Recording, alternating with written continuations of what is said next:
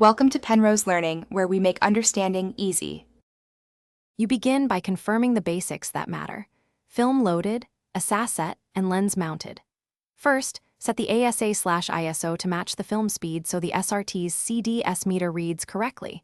Once done, look through the viewfinder and note the needle position. Next, make sure the lens aperture ring clicks and the meter linkage moves when you stop down. Do this now so the camera's match needle system will provide accurate shutter and aperture guidance as you shoot. Now you compose and take an exposure reading using the match needle system. Look through the viewfinder, take an average meter reading, and decide whether you control depth of field or motion. Then align the meter needle by changing shutter speed or aperture until the needle centers. Once the needle is matched, set your chosen aperture and shutter.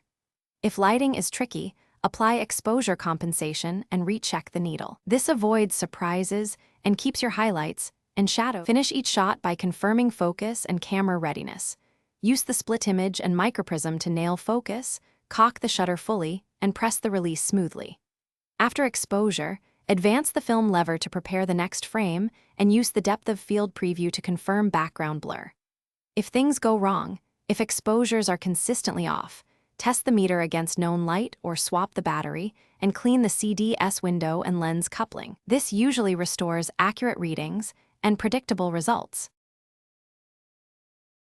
Thanks for watching. If this was helpful, leave a like and consider subscribing. See you next time.